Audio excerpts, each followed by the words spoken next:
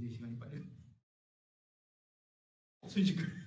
요한복음의 기독론 이해를 여러분에게 나누고자 하는 이유는 제가 개인적으로 너무도 이게 중요하고 또 꼭 이런 내용들을 좀 나누고 싶다는 마음이 간절한 마음이 있었고요. 물론 뭐 요한복음의 주석들도 많이 있고 또 요한복음의 신학 책들도 많이 있는데 여기 있는 내용들은 그 노트는 다른 외부의 자료를 의존하지 않고 그 요한복음 자체의 말씀들 속에서 가르쳐지는 신학 사상들을 정리한 겁니다. 그래서 한번 있는 그대로 요한복음을 이해하는 것이 좋겠다 생각을 해서 이런 말씀들을 나누고자 하는 마음이 있어서 정리를 해보았고요. 그래서 시간이 허락하는 한도 내에서 그 내용들을 살펴보도록 하겠습니다. 뭐 여러 가지 단락을 나눌 수 있겠지만 한 6부 정도로 나누다 보면 1부는 선지하신 로고스 요한복음 1장 1절로 4절, 2부는 판빛으로 임하신 로고스 요한복음 1장 5절로 18절까지, 제3부는 그리스도에 관한 증거들 1장 19절부터 51절까지, 제4부는 유대인들을 향한 그리스도의 증거 2장 1절부터 12장 50절까지, 제5부는 제자들을 향하신 그리스도의 증거 13장 1절부터 17장 26절까지, 제6부는 모든 백성들을 위한 그리스도의 죽으심과 부활 18장 1절부터 21장 25절까지 그렇게 나누어 보았습니다. 제1부 선지하신 로고스를 보면 요한복음 1장 1절로 4장까지 태초에 로고스가 계신다. 이 로고스가 어떤 분이냐 하는 것을 소개하고 있는데 태초부터 계신 분이다. 그러니까 태초부터 계시다고 하는 것은 태초라고 하는 시간에 그부터 시작하셨다는 것이 아니라 사실은 처음부터 계신 분이다라고 하는 분이에요. 그러니까 시작이 없으시다는 의미로 여러분들이 이해를 하셔야지 태초라고 하는 시간에 로고스가 그때부터 계셨구나 그렇게 이해를 하는 게 아니죠. 태초에 로고스가 계셨는데 이 로고스는 하나님과 함께 계셨고 이 로고스가 곧 하나님이시다. 이 태초에 하나님과 함께 계셨다라고 하는 점, 만물이 로고스로 말미암아 지은 바 되었다. 지은 것이 하나도 그가 없이는 된 것이 없다. 그래서 이 말씀 로고스 그리스도께서 만물의 창조주가 되신다라고 하는 점이 분명하게 나타나 있습니다. 만물이 이분에 의해서 만들어진 것이다. 그 다음에 그 안에 그 말씀 안에 로고스 안에 생명이 있고 그 생명이 사람들의 빛이다 그랬는데 성경에 어둠의 개념들이 많이 나오는데 그 어둠이라고 하는 것은 생명이 없다는 것으로 이해를 하면 틀림이 없어요. 여러분. 그래서 여러분 그리스도 예수께서 우리에게 주시는 은혜의 역사의 중심에는 뭐가 있느냐? 다 생명입니다. 여러분 생명. 그래서 하나님의 존재를 생각할 때에 가장 중요한 것이 하나님의 존재잖아요. 그분이 생명 자체이시거든요. 그분의 생명은 시작도 없고 끝도 없고 영원한 생명이고 완전한 생명이신데 그분이 우리에게 빛이 되는 거거든요. 우리에게 중요한 것도 생명이잖아요. 삶이잖아요. 살아있는 거잖아요. 하나님이 없으면 우리가 살아있을 수 없고 하나님의 은혜가 아니면 우리가 생존할 수 없는 거고 우리가 여러분 매일 매순간 생존해 가는 것, 삶이 연장되는 것도 그리스도 예수 안에 예수께서 빛이 되시기 때문에 생명을 허용해 주시기 때문에 가능한 거예요. 여러분. 그래서 뭡니까? 하나님께서 모세를 부르셨을 때 모세가 하나님의 이름이 무엇입니까? 라고 물었을 때에 하나님께서 뭐라고 대답하셨죠? 나는 스스로 있는 자니라 그랬잖아요. 그게 하나님이 어떤 분이신가를 이해하는 가장 근본적인 하나님의 계시거든요. 하나님께서 스스로 우리에게 보여주신 하나님이 어떤 분이시냐를 이해할 수 있는 나는 스스로 있는 자다. I am who I am. 그래서 기독교 철학에서는 또 중세의 철학 속에서 하나님이 어떤 분이시냐라고 했을 때 그 말씀을 굉장히 중요하게 여깁니다. 그래서 이 하나님은 존재 그 자체가 되신다. 그래서 뭐 being itself 그런 말을 합니다. 철학자들은. 기독교 철학자들은 존재 그 자체가 되셔서 그 말씀은 하나님께 생명은 시작도 없고 끝도 없고 완전하시고 영원하신 분이다. 그게 하나님을 생각할 때 가장 근본적인 하나님의 이해거든요. 근데 그 하나님께서 이 땅에 오셔서 생명의 역사를 이루어 가세요. 우리가 잃어버렸던 생명을, 새 생명을 우리에게 회복시켜 주시고 죄를 사해 주시고 거듭나게 하시고 그 거듭난 생명이 여러분 성화의 과정을 통해서 온전해져 가서 주님의 성품을 본받아 가게 하시고 나중에 죽은 자들이 부활의 생명에 참여하게 하시고 또 그 부활한 생명이 영생하도록 하시는 것, 이게 다 생명의 역사입니다. 예수님의 구속의 역사의 핵심 속에는 생명이 있다. 그래서 저는 기독교를 생명의 운동이다, 그렇게 이해하면 틀림이 없어요. 틀림이 없어요. 생명, 참빛으로 임하신 로고스, 빛이 어둠에 비추었지만 어둠이 깨닫지 못했다. 그래서 증거자가 필요하잖아요, 그죠? 그래서 침례 요한이 하나님께로부터 보내심을 받아서 이 참빛 되신 그리스도를 세상에 증거합니다. 그 증거를 통해서 모든 사람이 믿도록 하시기 위해서 하나님께서 세우신 거죠. 그는 이 빛이 아니고 이 빛에 대하여 증거로 한다. 그러면 그리스도께서 빛으로 임하신 목적이 뭐냐라고 했을 때에 세상에 오셔서 각 사람에게 빛을 비추어 주신다. 이게 중요합니다. 각 사람에게 빛을 비추어 주세요. 각 사람에게. 영접하는 자들에게 하나님의 자녀가 되는 권세를 주신다. 그래서 구원의 믿음, 하나님을 향한 믿음을 이야기할 때에 여러분 이 요한복음에서는 영접하는 자, 영접하는 것으로 믿음을 표현합니다. 그러니까 믿음은 액션이죠, 여러분. 영접하는 것과 믿는 것과 그것이 동일한 의미로 쓰여지는 것을 볼 수가 있습니다. 영접하는 자들에게 하나님의 자녀가 되는 권세를 주셨다. 그러기 위해서 그리스도께서 이 땅에 빛으로 임하셨다.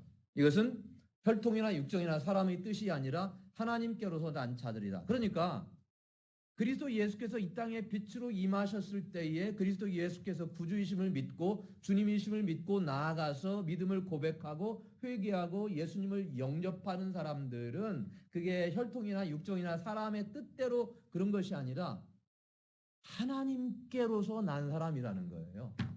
주체가 하나님이시다라고 하는 것을 우리가 이 말씀을 통해서 기억할 수 있겠습니다. 예수님께서 오셔서 어떤 은혜를 주시느냐? 1장 14절로 18절에 보면 우리 가운데 거하십니다, 여러분. 하나님의 아들이신 예수님께서 성자 예수님께서 우리 가운데 거하셨다. 이게 놀라운 겁니다, 여러분. 세상에 이런 하나님이 어디 계세요?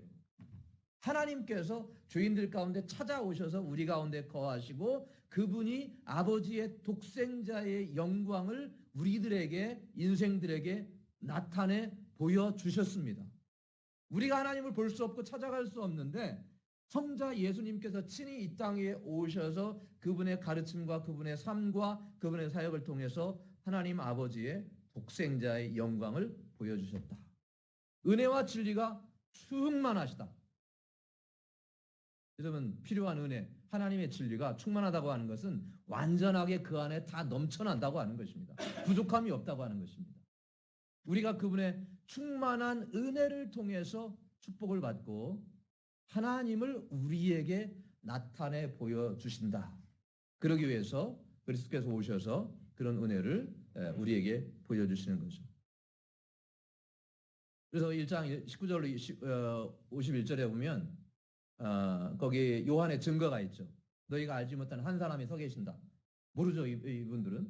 주님이 이 땅에 계시지만 모릅니다, 사람들은. 그분은 세상 죄를 지고 가는 하나님의 어린 양이다. 그러면 이분이 어떤 분이냐, 어떤 일을 할 분이냐가 거기에 성격이 규명되어 있어요. 세상 죄를 지고 가는 하나님의 어린 양이고 성령이 그 위에 머물러 계신 분이고 머물러 계실 뿐만 아니라 이분은 성령으로 침례를 주시는 분이다. 이분은 하나님의 아들이시다. 이분은 하나님의 어린 양이다. 라고 하는 증거가 있고 안드레가 우리가 메시아를 만났다. 이분이 메시아구나 라고 하는 것을 우리가 알 수 있겠죠. 빌립은 1장 45절에 모세가 율법에 기록하였고 여러 선지자가 기록한 그분이 이분이다. 나다나엘은 하나님의 아들과 이스라엘의 임금이다 라고 하는. 자, 여기 1장 19절로 1장 51절까지의 말씀을 보면 그 이전에 기록되었던 그리스도의 정체성이 사람들의 입술을 통해서 이렇게 여러분 고백이 되어지고 인식이 되어지고 깨달음이 있었다는 거예요. 다른 복음서들 마태, 마가, 누가 복음에서는 이런 예수님에 관한 그분의 정체성에 관한 이해나 믿음의 고백이 한참 뒤에 가서 나와요. 그런데 요한복음에서는요, 처음부터 예수님께서 어떤 분이시냐를 그 정체성을 다 독자들에게 보여준 다음에 그것을 이렇게 설명해 나가는 것을 볼 수가 있습니다. 2장 1절부터 12장 50절 그리스도인들을 향한 유대인들을 향한 증거. 요한복음 5장 2장부터 4장까지는 왜 빠졌는지 잘 모르겠어요. 아마 제가 이렇게 하다가 누락이 된 것 같아요. 성부 하나님과 예수님께서 사역을 하시는데 예수님께서 하시는 사역은 먼저 5장 1절부터 20절까지 해보면 성부 하나님과 함께 동역하십니다. 성부 하나님께서 항상 일하심으로 예수님께서도 동일하게 일하십니다. 또 성자 예수님은 성부 하나님께서 행하시는 것과 동일한 일을 하십니다. 성자 예수님은 아버지께서 행하심을 보고 행하시는 것을 보시고 행하시고 아무것도 스스로 하시지 않고 아버지께서 행하시는 것을 예수님도 동일하게 똑같이 행하신다라고 하는 점을 말씀해 주시는 거예요. 그러므로 성자 예수님께서 행하시는 사역이 성부 하나님의 사역이시고 성부 하나님의 사역이 정확하게 성자 예수님의 사역이다. 완전히 일치한다라고 하는 점을 이해할 수가 있습니다. 성부 하나님은 성자 예수님을 통해서 일하신다. 아버지께서 아들을 사랑하시고 자기의 행하시는 것을 아들에게 다 보이셔서 아들을 통해서 더 큰 일을 보이셔서 기이히 여기도록 하신다라고 하는 점을 예수님께서 말씀해 주십니다.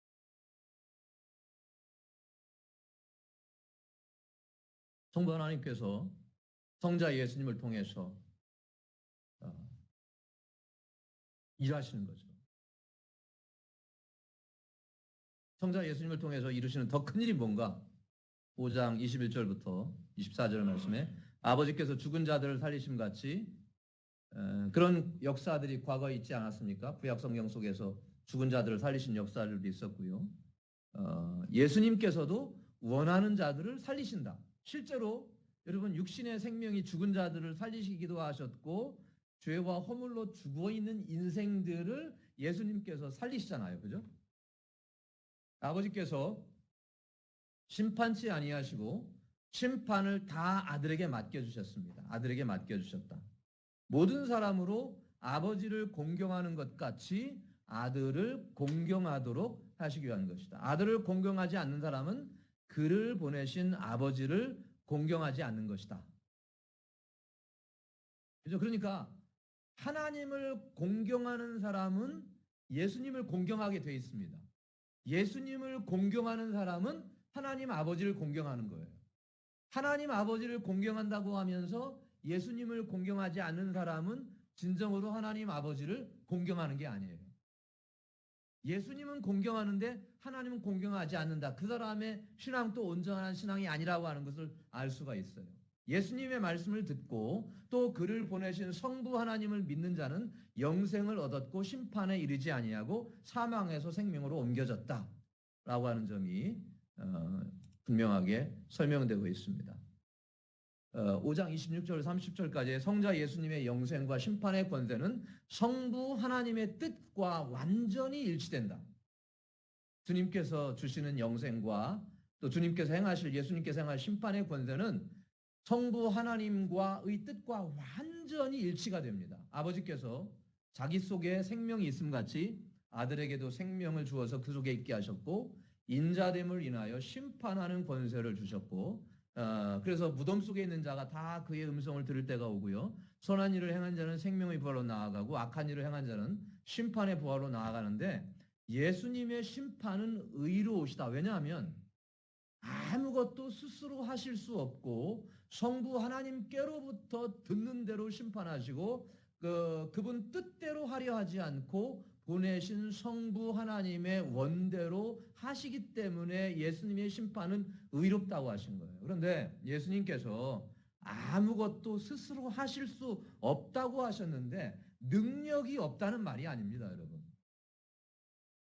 성자 예수님께서 완전하게 자발적으로 성부 하나님과 뜻이 완전히 그 뜻에 순종하고 여러분 거기에 동화되어져서 아버지의 뜻대로만 하시겠다고 하는 의지를 우리가 읽을 수 있는 거예요. 그래서 의로운 겁니다. 하나님 아버지의 뜻과 완전히 일치되는 것입니다.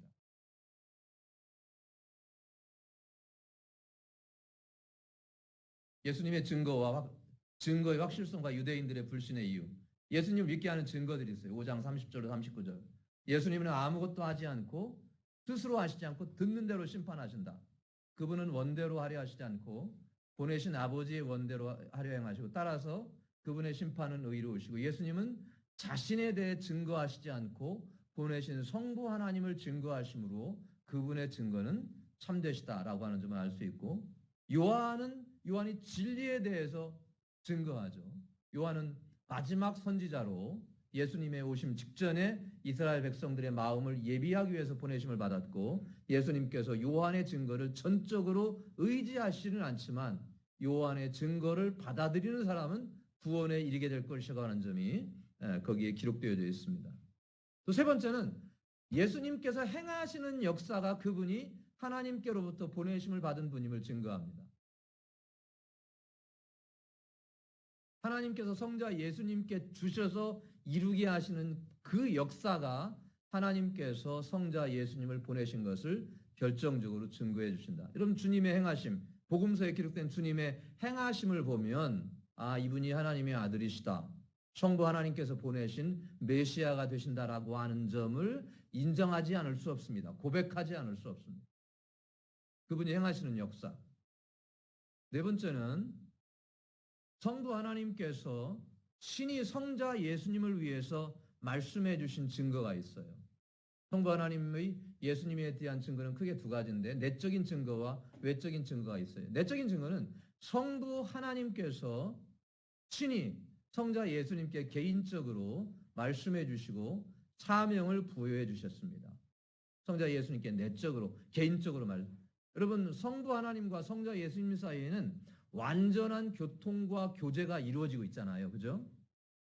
외적인 증거. 성경에서 친히 음성으로 성자 예수님을 공개적으로 인정해 주셨어요. 요단강에서 침례를 받으실 때 그리고 변화산에서 예수님께서 영광을 드러내셨을 때에 음성으로 여러분 거기에 참여한 사람들에게 증거해 주셨습니다. 다섯 번째는 성경은 예수님을 증거한다. 복음서뿐만 아니라 신약성경 전체가 예수님을 증거하고 신약성경뿐만 아니라 구약성경 전체가 예수님을 증거한다. 예수님도 그 말씀을 하셨거든요. 여러분 모세와 선지자들과 시편의 나를 가리켜 기록한 것이라고 말씀하신 것을 보면 여러분 모세오경과 시편과 선지서들의 핵심이 뭐냐? 예수님을 증거하는 거예요. 그럼에도 불구하고 왜 유대인들이 예수님을 믿지 않는가? 5장 40절부터 47절까지 설명하고 있는데 하나님을 사랑하는 마음이 본래부터 그 불신 유대인들에게 없었기 때문에 그래요. 아버지의 이름으로 오신 예수님을 영접하지 않고 다른 사람이 자기 이름으로 오면 영접해요. 다른 사람은 영접하지만 아버지의 이름으로 오신 성자 예수님은 영접하지 않습니다. 영접하지 않는 거예요. 그 마음에 하나님을 사랑하는 마음이 없는 겁니다. 왜 우리는 모세를 존중하고 순종한다. 우리는 모세를 통해서 역사하신 하나님을 믿고 존중한다. 라고 생각할 수 있겠지만 그렇지 않습니다. 예수님을 믿지 않는 이 유대인들은 모세도 믿지 않고 하나님도 믿지 않는 거예요. 여러분. 서로 영광을 취하고 유일하신 하나님께로부터 오는 영광은 구하지 않아요. 여러분. 서로 영광을 취합니다. 서로 칭찬하고 서로 영광하고 서로 막 높이고 그러면서도 하나님께로부터 오는 영광은 구하지 않아요. 이게 참 신기하지 않습니까, 여러분?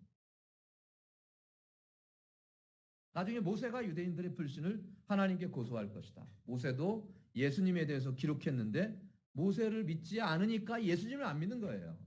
정말로 모세를 믿는다면 율법을 믿는다면 예수님을 믿을 수밖에 없다. 그런 말씀이죠.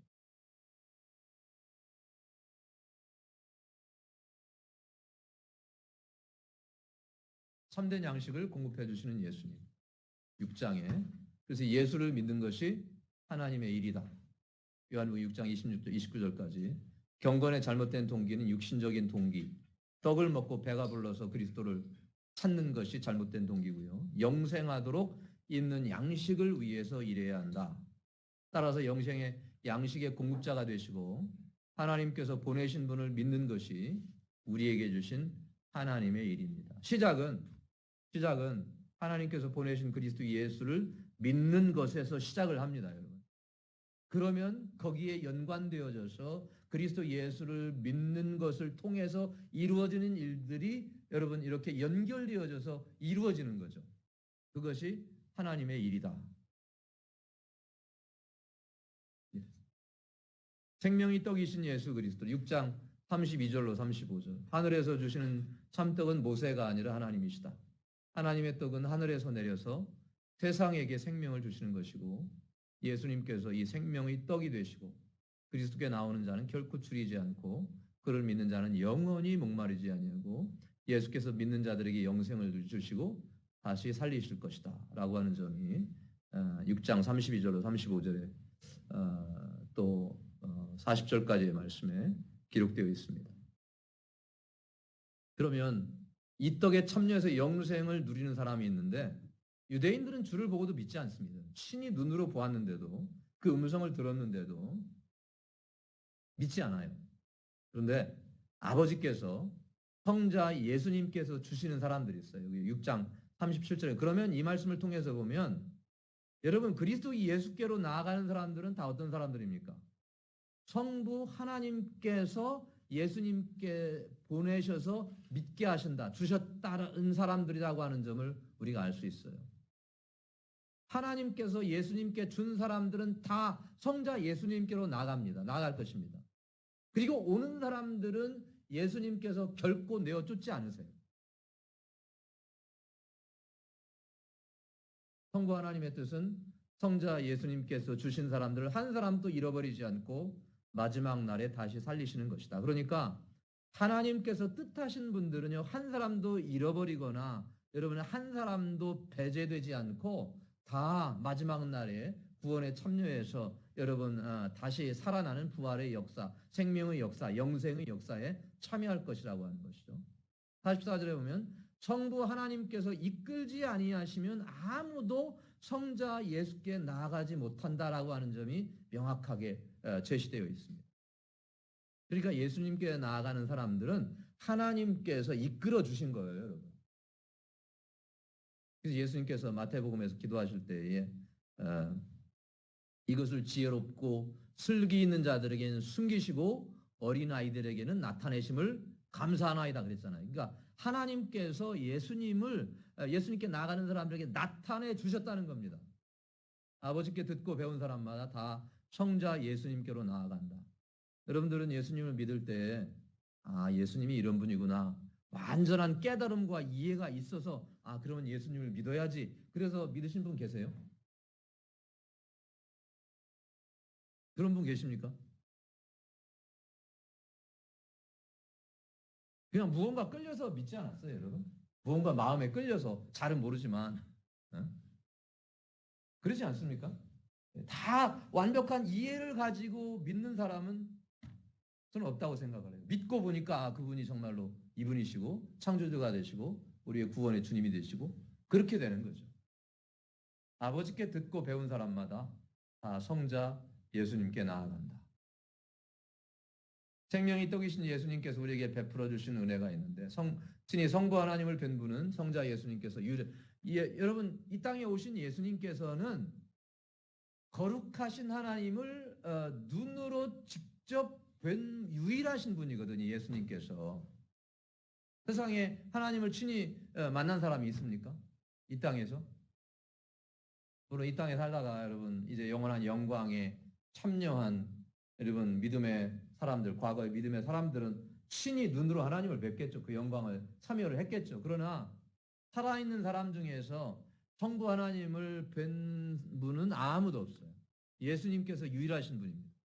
믿는 자는 영생을 소유하게 되고 성자 예수님은 하늘에서 내려오신 떡이시다. 떡이시다.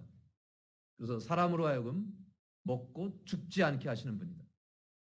이 떡을 먹는 사람이 영생에 참여하는 것이고 예수께서는 세상을 위한 생명의 살을 떡으로 주셨다라고 하는 점을 알 수가 있겠습니다. 그래서 생명을 얻기 위해서 성자 예수님의 살과 피를 섭취해야 한다. 유대인들은 이 말씀을 문자적으로 잘못 이해했죠. 아니 어떻게 사람의 살과 피를 먹고 마실 수 있느냐? 인자의 살을 먹지 않고 피를 마시지 아니하면 그 속에 생명이요. 물론 이 말씀이 뭡니까? 주의 만찬의 하나의 공식으로 뭐 사용되는 경우들이 많이 있지만 주님과 구원받은 백성들 혹은 몸된 교회 사이에 여러분 완전한 교통과 교제를 의미하는 거죠. 성자 예수님의 살을 먹고 피를 마시는 자에게는 영생이 있고 마지막 날에 다시 살리심을 받을 것이고 성자 예수님의 살을 먹고 피를 마시는 사람은 주님 안에 거하고 주님도 그 안에 거하시는 역사가 있을 것입니다.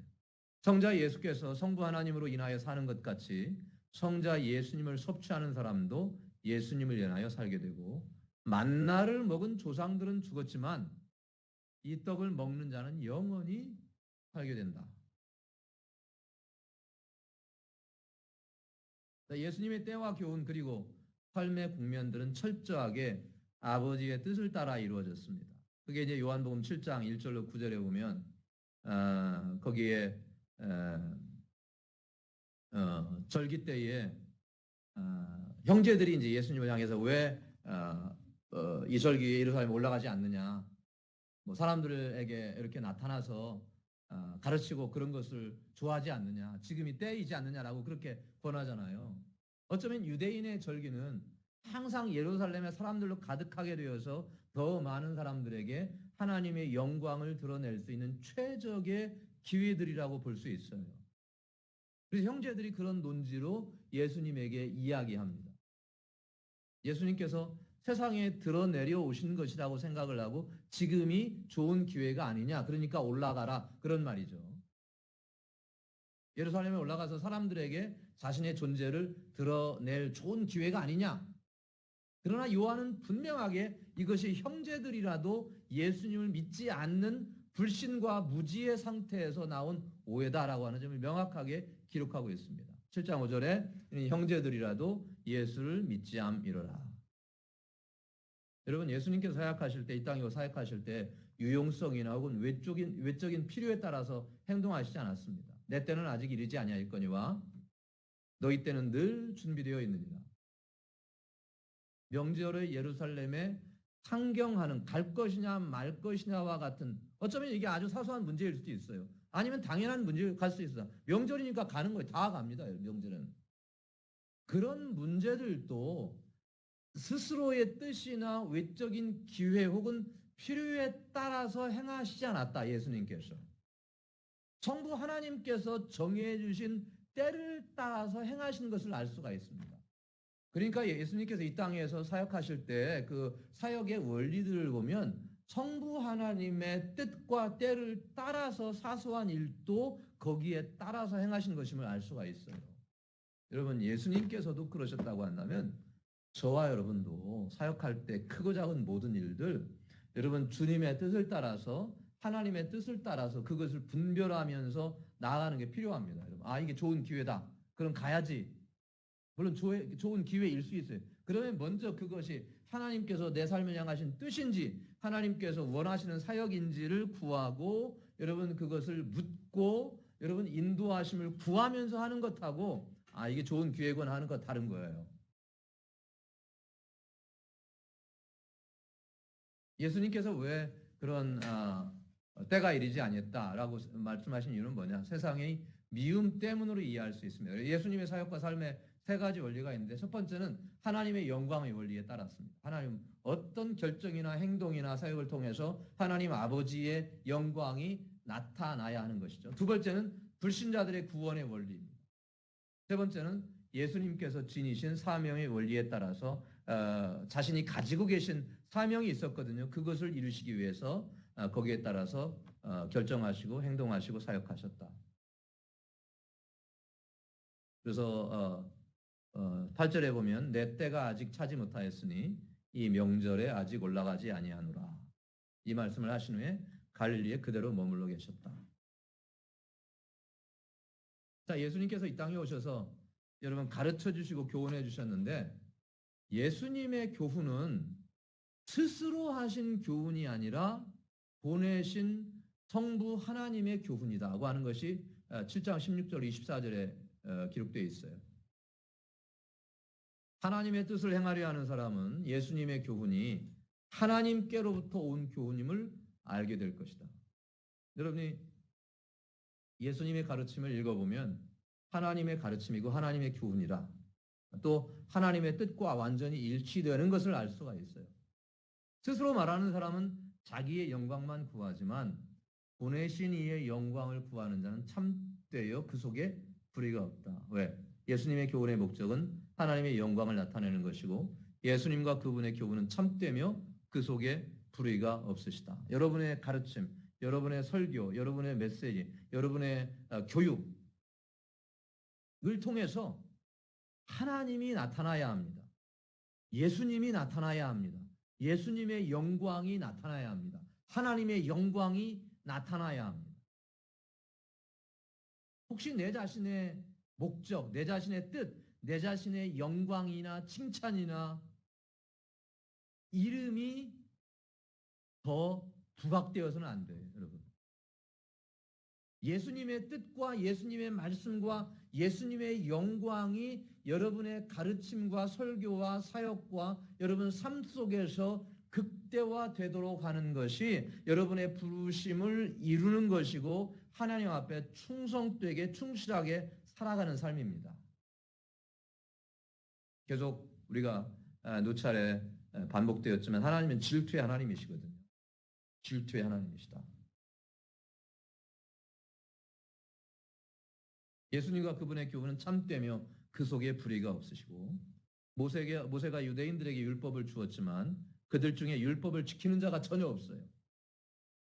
왜? 율법의 선생들이 율법을 지키지 않는 것은 하나님의 영광을 구하지 않고 자기의 영광만을 추구하기 때문이고요. 진정한 순종과 하나님의 영광에 대한 헌신의 결연은 결국 의로우신 성자 예수님을 죽이고자 하는 악의적인 의도로 표현이 됩니다.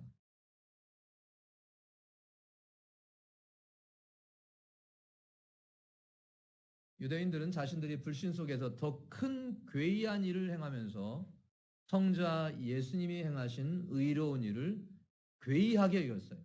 7장 20절 24절에.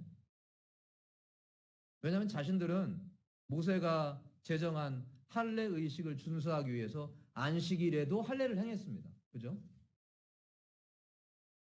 한 율법을 준수하기 위해서 다른 율법을 어긴 거죠. 그런 일을 자연스럽게 행하면서 예수님께서 안식일에 사람의 전신을 온전케 하신 것을 가지고 비난하고 정죄하는 거죠. 그것을 괴이하게 여기고 이상하게 여기고 마치 율법을 파괴하는 사람처럼 그렇게 몰아갑니다. 그래서 예수님은 외모로 즉 나타나는 현상으로 판단하지 말고 공의의 판단하러 판단하라 그런 말씀을 하셔요. 24절에. 그 말씀은 너희들은 안식일을 지키기 위해서 안식일에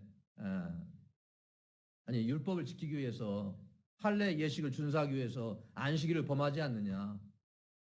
그 일과 내가 하는 일을 한번 비교해 보라. 그런 말씀이죠. 예수님의 오신 것과 가시는 곳을 불신자들은 알 수 없다. 7장 20절로 39절 말씀에 예수님은 스스로 오신 분이 아니다. 우리는 본성적으로 하나님을 알 수 없습니다. 본성적으로 스스로 자연적으로 우리의 논리로 혹은 우리의 이성으로 우리의 마음으로 하나님을 알 수 없어요. 예수님은 스스로 오신 것이 아니고 참되신 하나님께로부터 보내심을 받은 분이고 예수님은 그분에게서 나셔서 그분에게 보내심을 받으셨기 때문에 성부 하나님을 아시는 분이다. 성자 예수님께서 성부 하나님께로 다시 되돌아가실 때가 오게 되죠. 왜냐하면 십자가에 못 박혀서 이제 부활하시고 승천하실 일이 정해져 있기 때문에 지상에 영원히 머무르는 게 아니고 다시 되돌아갈 때가 있지 않습니까? 그때는 사람들이 성자 예수님을 찾아도 만나지 못할 거예요. 성자 예수님께서 계신 곳에 갈 수도 없습니다. 그러나 믿음으로 성자 예수님께 나아가는 사람들은 성령께서 그 위에 임하실 것이다. 그래서 목마른 사람들이 예수님께 나아가서 마실 수 있도록 초청하시고 성자 예수님을 믿는 사람들은 그 배에서 생수의 강이 흘러나올 것이고 그래서 성령께서 이 땅에 예수님의 부활 승천 이후에 임하실 것을 의미하시는 거죠.